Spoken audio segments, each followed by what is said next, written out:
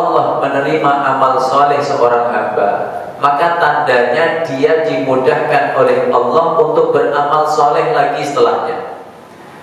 Kita sholat maghrib seperti tadi, apa tanda diterima oleh Allah? Setelah itu masih sibuk dengan amal soleh, berzikir. Habis zikir, apa tanda zikir kita diterima oleh Allah? Setelah itu masih sibuk dengan amal soleh berikutnya, sholat sunnah.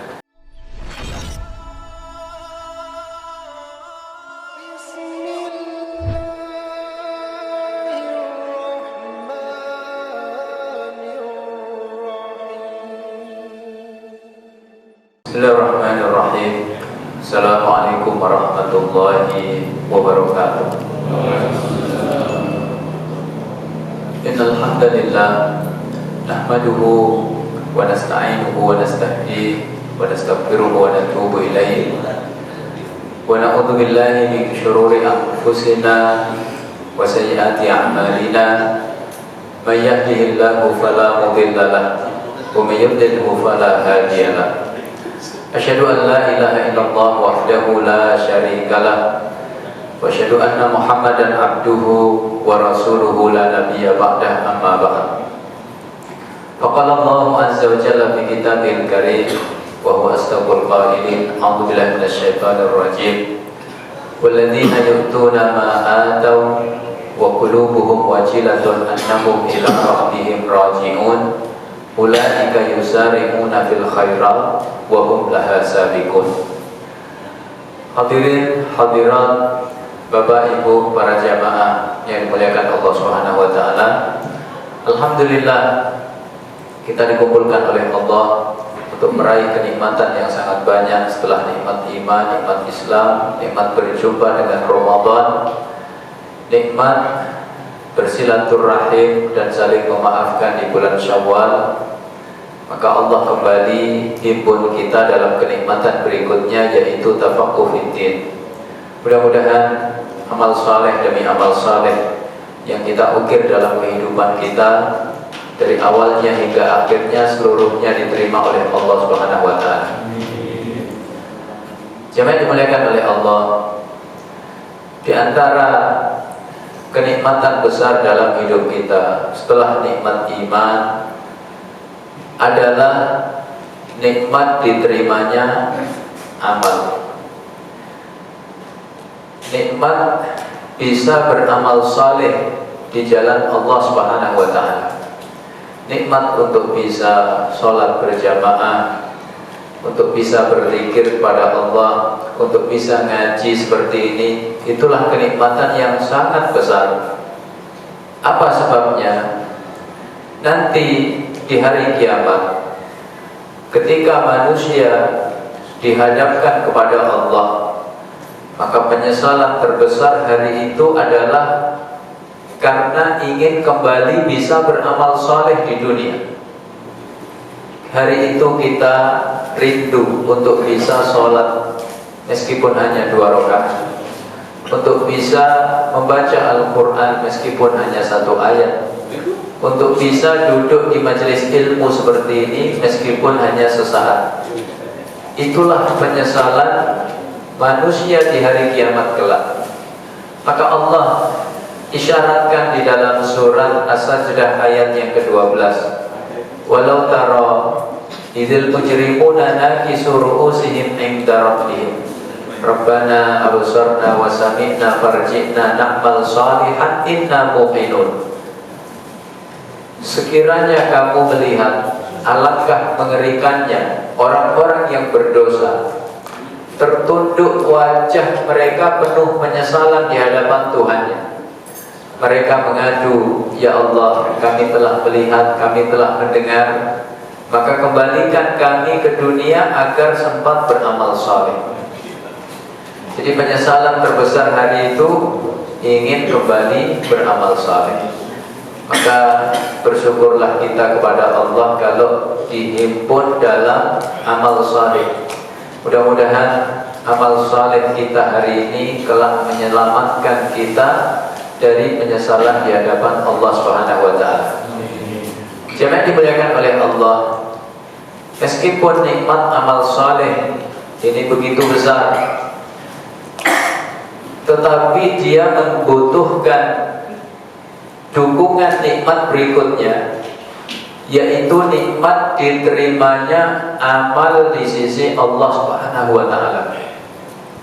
Maka seorang sahabat yang mulia sekaligus menantu Rasulullah SAW, Ali bin Abi Thalib radhiyallahu anhu, mengingatkan kita, la tahtammu ila qillatil amal wahtammu ila qabuli. Ala tasma'u qaulallahi azza wa jal, innama yataqabbalullahu minal muttaqin. Janganlah kalian hanya memperhatikan banyak sedikitnya amal, tapi perhatikanlah diterima oleh Allah atau tidak. Tidakkah kalian mendengar ayat Allah di surat Al-Maidah, yaitu ayat yang ke-27, innama yataqabbalullah minal muttaqin. Sesungguhnya Allah hanya menerima dari orang-orang yang bertakwa. Jadi diterimanya amal kita oleh Allah itu adalah isyarat ketakwaan kita di sisi Allah Subhanahu wa Ta'ala. Maka penting tema kita malam hari ini, apa saja tanda diterimanya amal kita oleh Allah Subhanahu wa Ta'ala. Pertama, yaitu adamur ruju' ila dzambi ba'da ta'ah. Kita tidak kembali terjatuh ke dalam maksiat, ke dalam dosa setelah kita menunaikan ketaatan kepada Allah Subhanahu wa Ta'ala. Setelah kita puasa, setelah kita qiyamul lail, setelah kita mengkhatamkan Quran, setelah iktikaf, setelah infak sedekah, maka tanda diterimanya amal itu kita tidak kembali terjatuh ke dalam yang haram. Di bulan Ramadan Allah menyelamatkan kita dari yang haram dengan cara menyibukkan kita dengan ibadah kepada Allah. Siangnya siyam, malamnya qiyam. Kita sama-sama mengkhatamkan Quran, iktikaf di masjid, menghadiri majelis-majelis ilmu, ya, infak, sedekah. Maka jangankan dari yang haram, bahkan yang mubah saja kita dikondisikan oleh Allah untuk menghindarinya. Makan, minum, hubungan suami istri ini mubah, tapi dari sejak terbit fajar shadiq hingga terbenam matahari kita dikondisikan oleh Allah untuk menghindarinya. Maka tanda diterimanya amal adalah setelah selesai semua itu kita tidak kembali terjatuh ke dalam yang diharapkan oleh Allah Subhanahu wa Ta'ala. Seorang ulama besar, Yahya bin Mu'adz, berkata, man istaghfara bilisanihi wa qalbihi.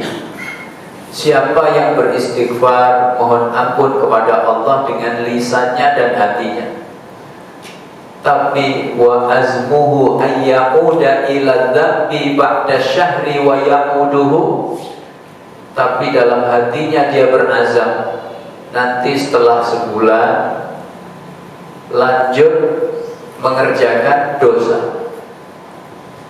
Jadi Ramadan pray dulu, ya, libur dulu, nanti selesai Ramadan, kita lanjutkan lagi. Jadi hatinya berazam seperti itu, dan dia benar-benar mengerjakannya. Begitu Ramadan selesai, maka maksiat yang tadi dipending dilanjut lagi, ya. Maka kata beliau, fasawmuhu alaihi mardud wa babul qabuli fi wajhihi masdud. Maka orang yang seperti itu puasanya tertolak dan pintu diterimanya amal di wajahnya ditutup oleh Allah Subhanahu wa Ta'ala. Makanya setelah kita ditinggal Ramadan, jangan sampai kita kembali terjatuh ke dalam maksiat dan dosa. Karena isyarat diterimanya amal yang pertama adalah kita tidak kembali terjatuh ke dalam maksiat dan dosa setelah menunaikan ketaatan kepada Allah.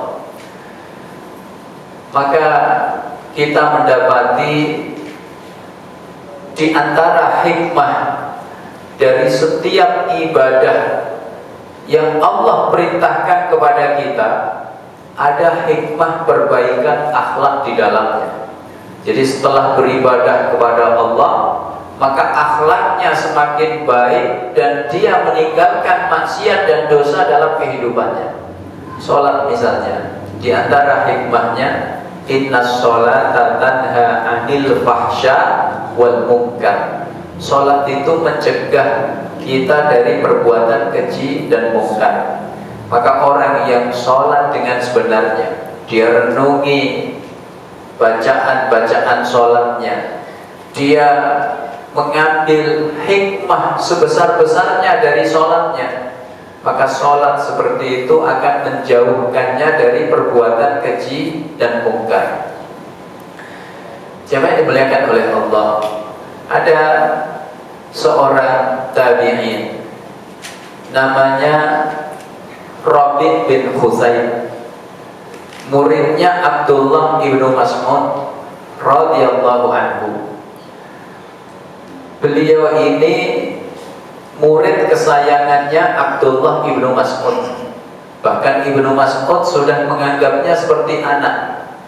Beliau pernah berkata, "Lau ra'aka Rasulullah sallallahu alaihi wasallam la ahabbaka." Seandainya Rasul melihat orang sepertimu, pasti Rasul akan cinta.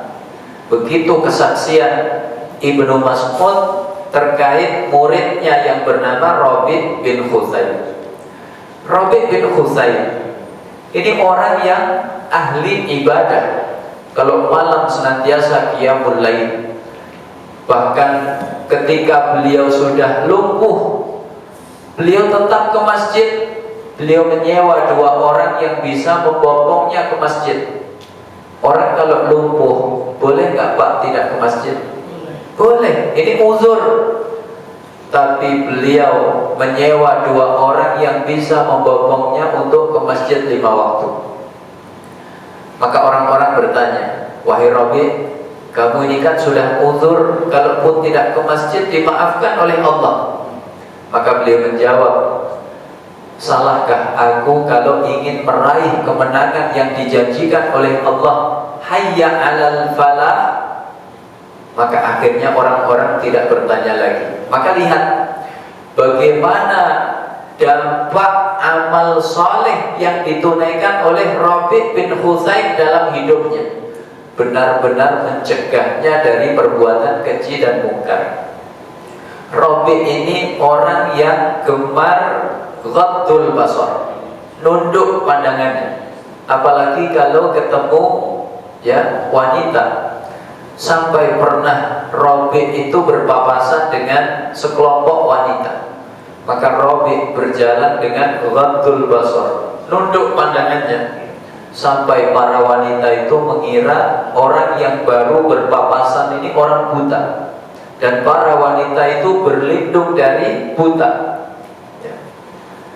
Kemudian Rabi' bin Husayn pernah dijebak oleh seorang wanita yang cantik jelita.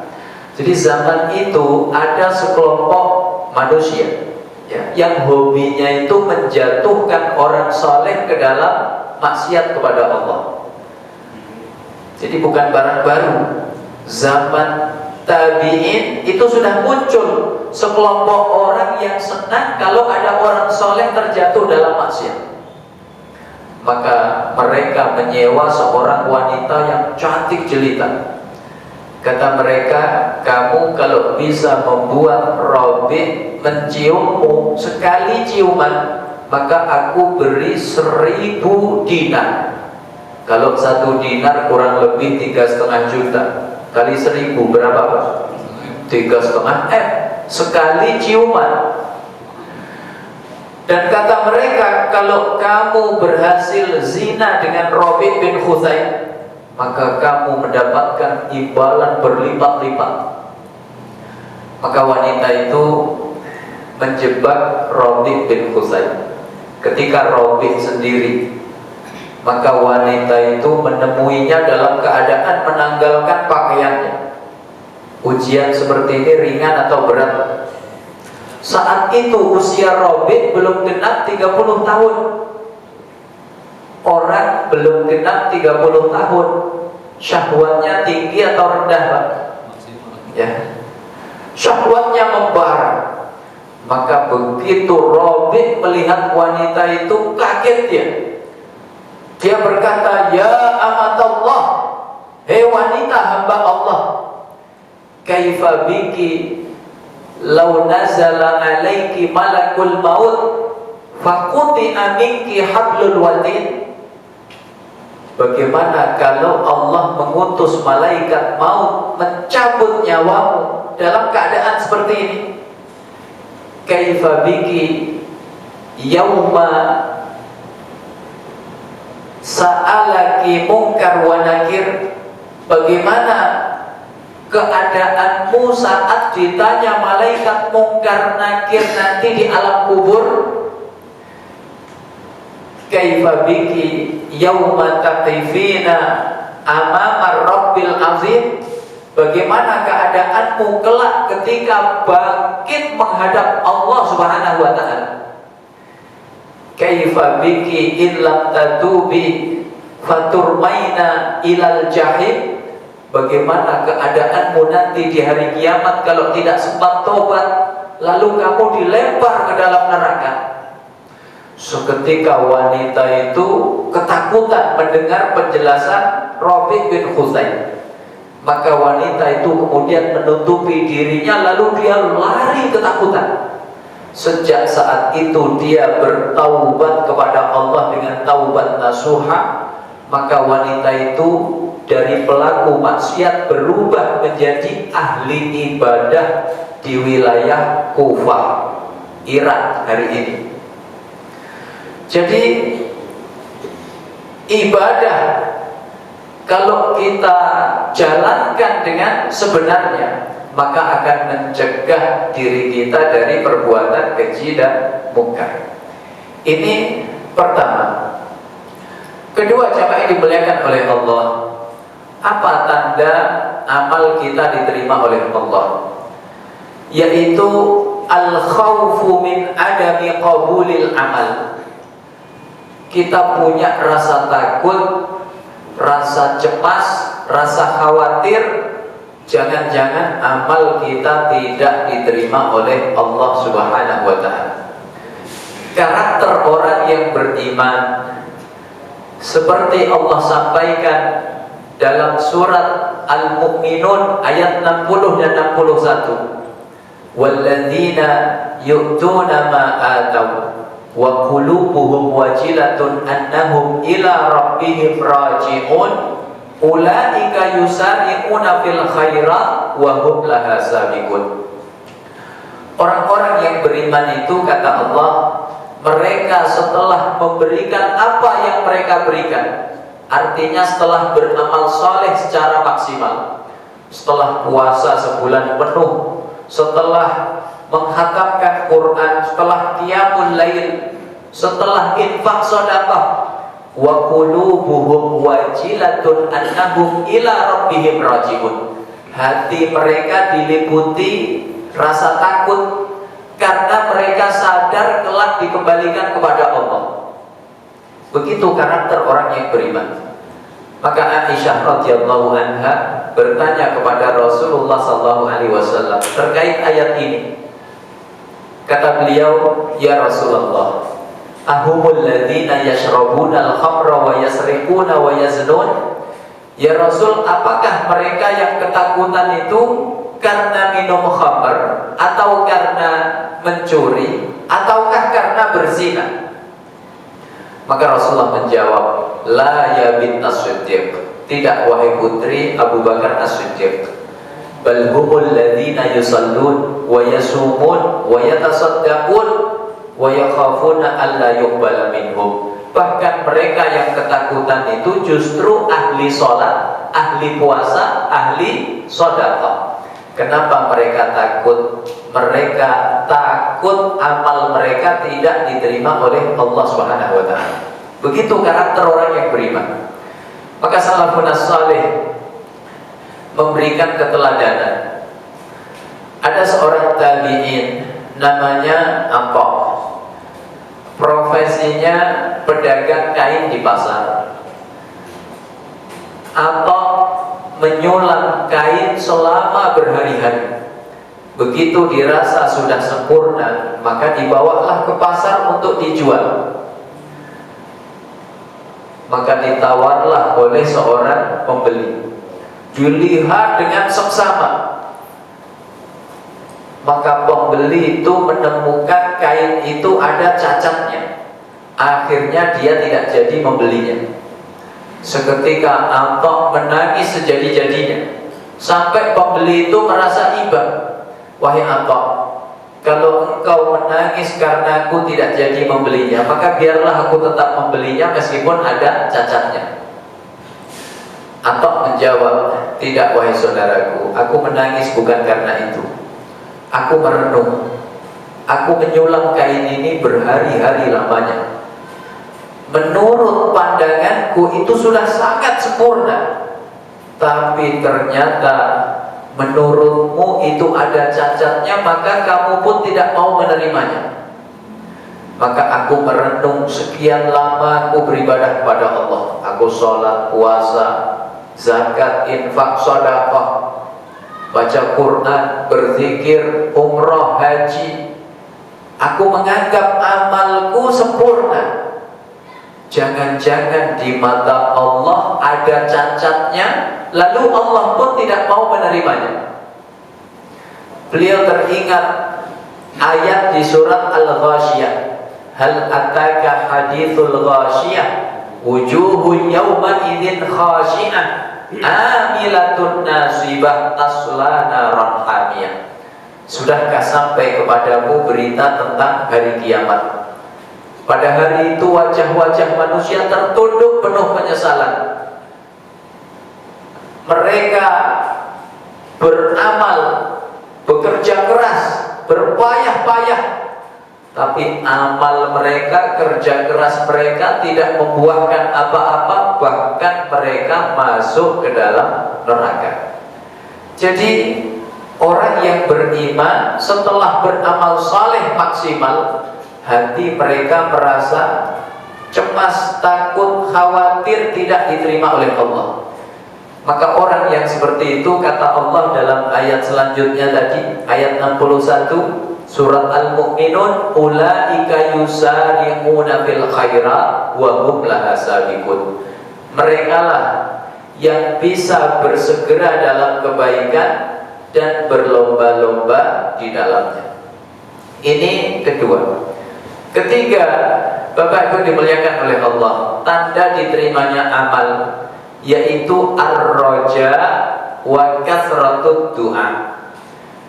Berharap dan banyak berdoa kepada Allah agar amal kita diterima oleh Allah Subhanahu wa taala.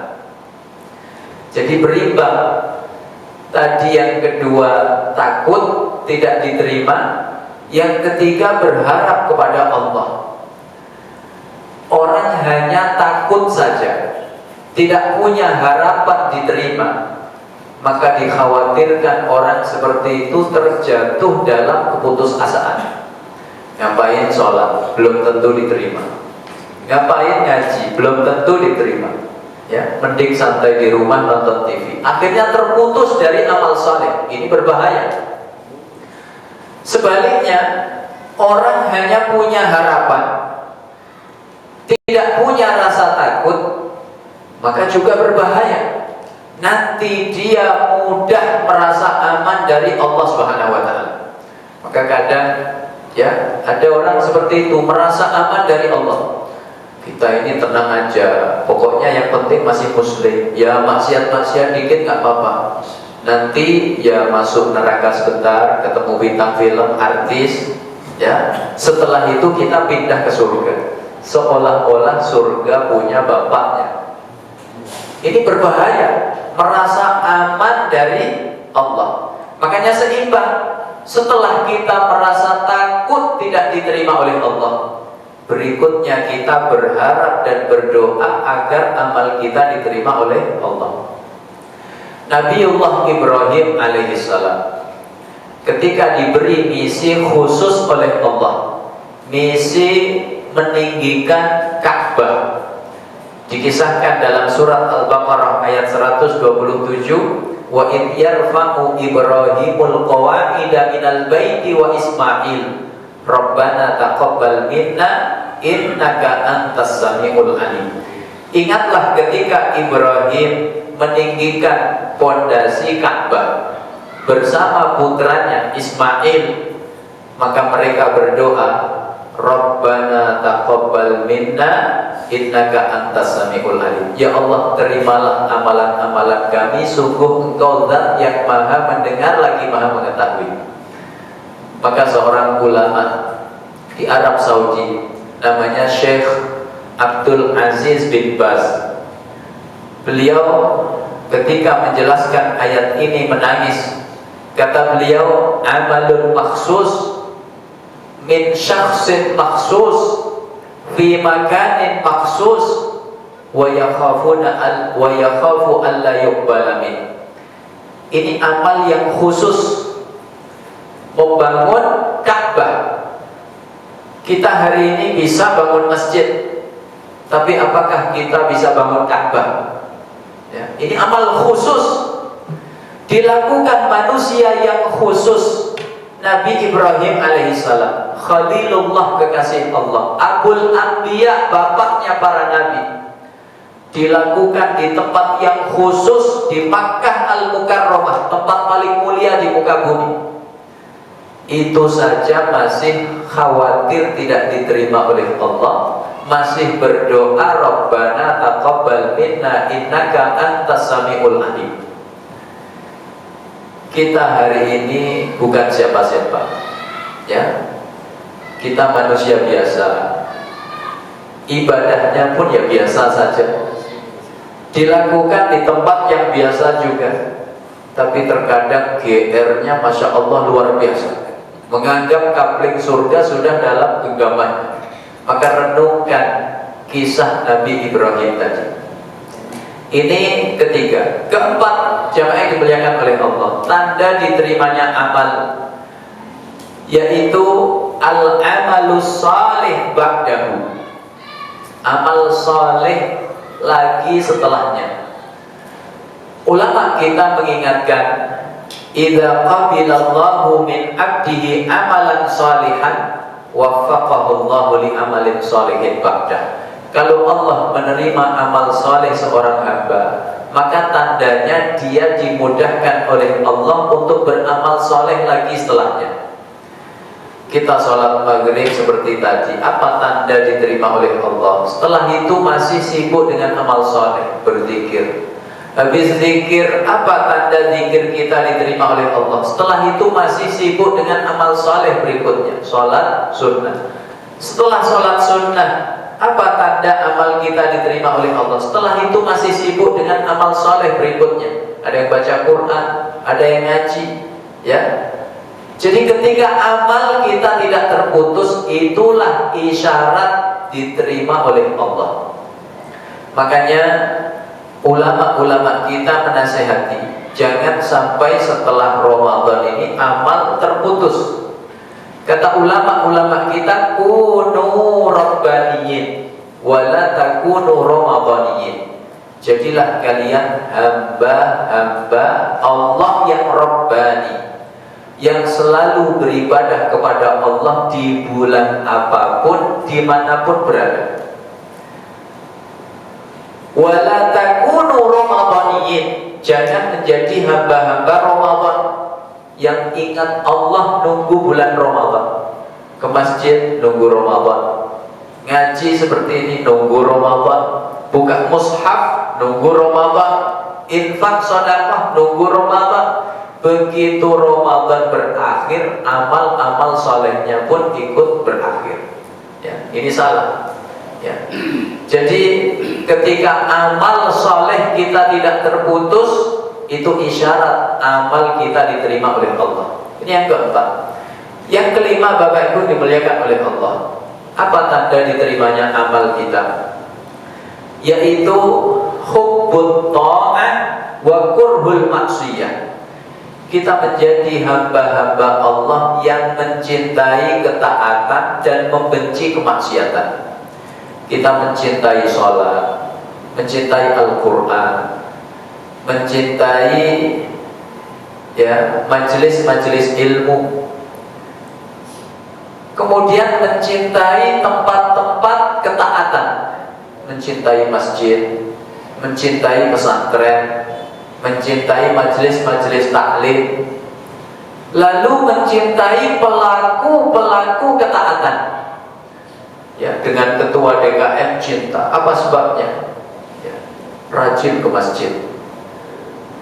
Dengan jamaah pengajian cinta. Apa sebabnya? Mereka yang memakmurkan rumah Allah Subhanahu wa taala. Dengan santri penghafal Quran cinta. Ini isyarat amal ibadah kita diterima oleh Allah. Lalu kita membenci kemaksiatan, ya, dengan judi benci, dengan khamr benci, ya, dengan zina benci, kemudian membenci tempat-tempat kemaksiatan, membenci prostitusi, membenci tempat-tempat perjudian, ya. Ini isyarat amal kita diterima oleh Allah. Maka jangan sampai kita seperti sebagian orang membenci ketaatan dan menyukai kemaksiatan. Ya, dengan masjid benci, dengan pesantren alergi, dengan majelis taklim gak senang, tapi sebaliknya dengan diskotik, ya, demen. Kalau tanda tangan duluan. Ya. Dengan tempat judi senang, dengan prostitusi senang, dengan orang yang taat benci. Kalau ada masjid makmur seperti ini, gak senang hatinya. Maka dia sibuk membuat stigma buruk terkait masjid dan orang-orang yang memakmurkannya. Hati-hati, jangan ke Al-Ikhlas. Itu isinya radikal. Ada kan? Ya. Orang yang benci dengan ketaatan kepada Allah, itu isyarat ibadahnya tidak diterima oleh Allah Subhanahu wa taala. Yang keenam, tanda diterimanya amal, yaitu istisgharul amal wa adamul ujub wal ghurur. Kita menganggap amal kita itu kecil, sedikit. Kita tidak ujub, tidak pula ghurur, tertipu dengan amal soleh. Jangan dimuliakan oleh Allah. Ada satu perkara yang harus selalu kita renungkan dalam hati kita. Seberapapun banyak kita beribadah kepada Allah, maka kaidahnya tidak akan pernah bisa menandingi nikmat-nikmat Allah dalam kehidupan kita. Ya.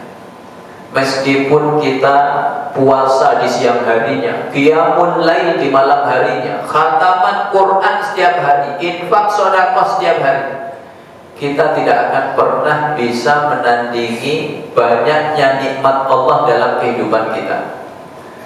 Maka dalam satu riwayat dikisahkan ada ahli ibadah di zaman dahulu menghabiskan seluruh hidupnya untuk beribadah kepada Allah di tengah pulau terpencil, ya, di tengah lautan.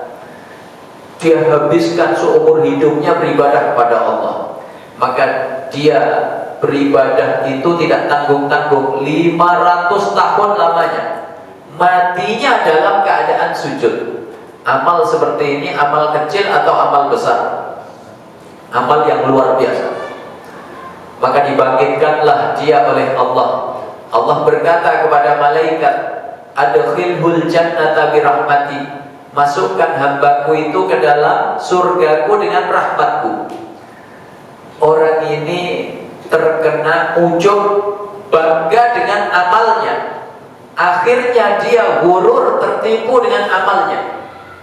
Dia berkata, la ya Rabb, tidak perlu ya Allah, bal bi amali, cukup masukkan aku ke dalam surgamu dengan amalku. Ibadah 500 tahun, mati dalam keadaan sujud. Maka Allah berkata kepada malaikat, baik, timbang amal dia, bandingkan dengan nikmat yang aku berikan kepadanya. Ditimbanglah amalnya. Ini ibadah 500 tahun, matinya dalam keadaan sujud. Ini nikmat-nikmat Allah. Mata bisa melihat, telinga bisa mendengar, tangan, kaki yang sehat, ya.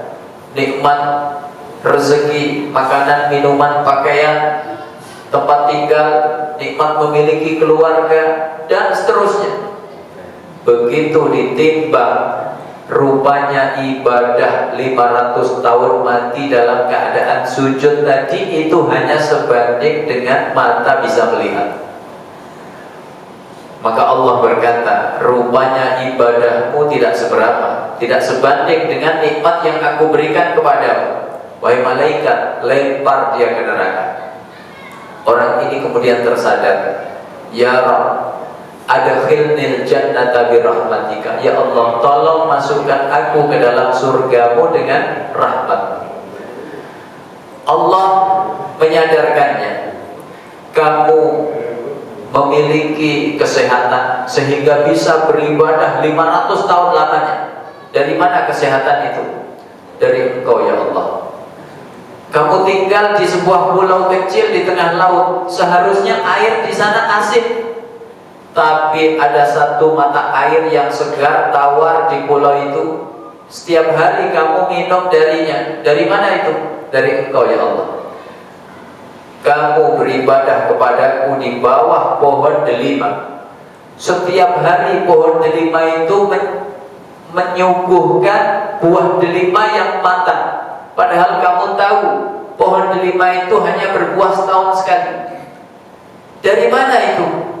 Dari Engkau ya Allah. Baru dia sadar, seberapapun banyak dia beribadah kepada Allah, tidak pernah bisa menandingi nikmat-nikmat Allah. Maka Allah ingatkan kita semuanya di surat Al-Muddathir ayat yang ke-6, wala tamnun tastakthir. Kata Imam Hasan Al-Basri, apa makna wala tamnun tastakthir? Wala tamnun bi amalika ala rabbika tastakthirhu. Jangan pernah kamu beranggapan amal-amalmu di depan Tuhanmu itu banyak. Ini penting. Imam Ibnul Qayyim Al-Jauzi di dalam kitabnya Madarijus Salikin, kata beliau, kullama syahidta ila haqiqatir rububiyah wa haqiqatil ubudiyah. Setiap kali kamu menyaksikan hakikat rububiyah, ya, ketuhanan Allah Subhanahu wa taala, dan hakikat ubudiyah, penghambaan kita sebagai manusia, wa araftallah, kamu mengenal Allah dengan segala keagungannya, kebesarannya, karunia-Nya, wa arafta nafsaka, lalu kamu mengenal hakikat dirimu dengan sebenarnya, dengan segala kekurangannya. Fatabayyana anna malaka, fatabayyana anna bidha'ataka minal amal ma yasluhu lil malikil haq. Maka menjadi jelas bahwa perbendaharaan amalmu sama sekali belum layak untuk Allah Subhanahu wa taala. Wa in kunta ji'ta bi amali tsaqalain, meskipun kamu mendatangkan amal sepenuh langit dan bumi. Wa inna ma yaqbaluhu Allahu bi karamihi wa judihi wa fadlihi. Tapi kenapa Allah masih menerima amal kita yang tidak seberapa ini? Itu karena kemurahan dan kasih sayang Allah Subhanahu wa ta'ala. Jadi tanda diterimanya amal yang keenam, kita menganggap amal kita sedikit, tidak pernah sebanding dengan nikmat-nikmat Allah dalam kehidupan kita. Terakhir yang ketujuh, jamaah yang dimuliakan oleh Allah, apa tanda diterimanya amal? Yaitu kasratul istighfar, memperbanyak beristighfar, mohon ampun kepada Allah Subhanahu wa taala. Rasulullah manusia yang istighfarnya banyak. Dalam hadis riwayat Imam Bukhari, wa inni la astaghfirullah wa atubu ilaihi fil yaum aktsar min 70 marrah. Aku dalam sehari beristighfar, mohon ampun kepada Allah lebih dari 70 kali. Dalam riwayat Muslim, aktsar min mi'ati marrah, lebih dari 100 kali. Begitu orang yang ibadahnya diterima oleh Allah justru banyak beristighfar. Kita itu diberi isyarat oleh Allah, kalau selesai beramal saleh, istighfar. Kita habis sholat maghrib seperti tadi, Assalamualaikum warahmatullah, Assalamualaikum warahmatullah. Apa yang kita baca? Astagfirullah, istighfar. Kita ngaji seperti ini, ya. Mari kita tutup majelis yang mulia ini dengan doa kafaratul majelis. Subhanakallahumma wa bihamdika astaghfiruka wa atubu ilaik. Istighfar. Ini contoh Pak, belum selesai pengajian. Sebagian sudah siap-siap berdiri, belum selesai. Sabar. Ya. Kita puasa di bulan Ramadan. Begitu memasuki Ashrul Awakhir, kita disuruh mencari Lailatul Qadar. Maka di malam itu kita diajarkan oleh Nabi memperbanyak doa. Allahumma innaka afuwun tuhibbul afwa fa'fu anna.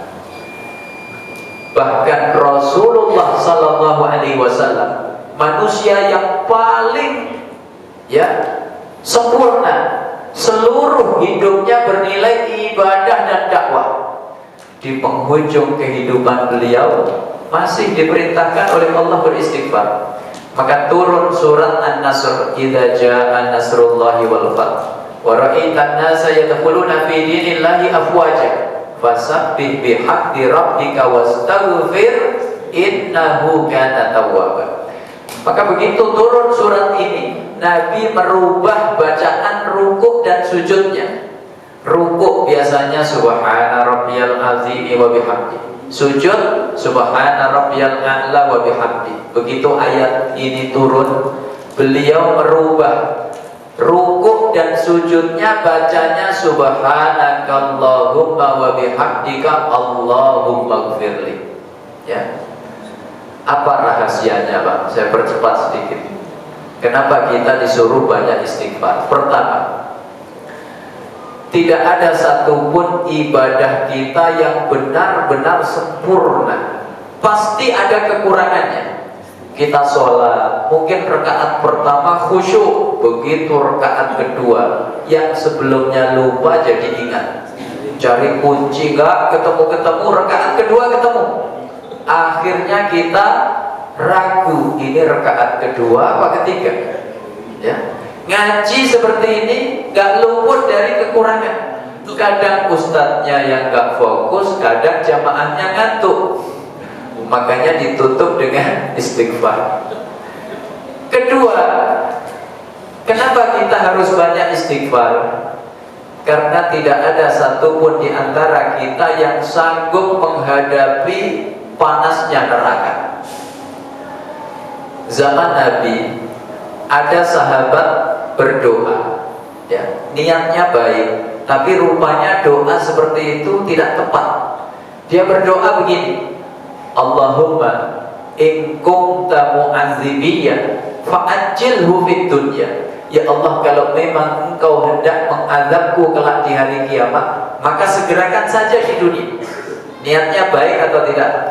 Baik, ingin di hari kiamat bersih dari azab. Maka karena salah doa, dia diuji oleh Allah dengan sakit yang tidak berkesudahan. Maka Rasulullah satu hari menjenguk bersama beberapa sahabat. Rasulullah bertanya, karena sahabat ini penyakitnya parah sekali. Rasulullah bertanya, barangkali kamu berdoa dengan doa tertentu, Kata sahabat itu, iya ya Rasul, aku biasa berdoa, Allahumma in kunta mu'adzibiyya fa'ajjilhu fid dunya. Ya Allah, kalau memang kau hendak mengazabku di hari kiamat, maka segerakan saja di dunia. Maka Rasulullah mengajari doa yang benar, yaitu doa yang kita kenal hari ini, doa sabtu jagat. Apa? Rabbana atina fid dunya hasanah wa fil akhirati hasanah wa qina adzabannar. Terakhir, kenapa kita harus banyak istighfar? Karena istighfar itu adalah munajatnya para nabi dari awalnya hingga akhirnya. Nabi Adam, Rabbana zalamna anfusana wa illam taghfir lana wa tarhamna lanakunanna minal khasirin. Nabi Nuh, Rabbighfirli wa liwalidayya wa liman dakhala baitiya mu'mina wa lil mu'minina wal mu'minat. Nabi Musa, Rabbi inni zalamtu nafsi faghfirli. Nabi Yunus ketika ditelan ikan paus, apa zikirnya beliau? La ilaha illa anta subhanaka inni kuntu minal zalimin. Sampai Rasulullah SAW memerintahkan kita untuk membaca sayyidul istighfar. Allahumma anta rabbi la ilaha illa anta khalaqtani wa ana abduka wa ana ala ahdika wa wa'dika mastata'tu a'udzu bika min syarri ma sana'tu abu'u laka bi ni'matika alayya wa abu'u bi dzambi faghfirli fa innahu la yaghfiru dzunuba illa anta. Siapa yang membacanya di pagi hari lalu dia diwafatkan oleh Allah, maka baginya surga. Siapa yang membacanya di sore hari lalu diwafatkan oleh Allah, maka baginya surga. Ya. Jadi tanda diterimanya amal yang ketujuh, memperbanyak istighfar. Ini barangkali yang dapat saya sampaikan. Kalau ada yang benar semata-mata dari Allah, kalau ada yang salah itu kekhilafan saya mohon maaf yang sebesar-besarnya. Aku qauli hadza wa sallallahu ala nabiyyina Muhammad wa ala alihi wa sahbihi wasallam. Wa subhanakallahumma bihamdika asyhadu an la ilaha illa anta astaghfiruka wa atubu ilaik. Wassalamu alaikum warahmatullahi wabarakatuh.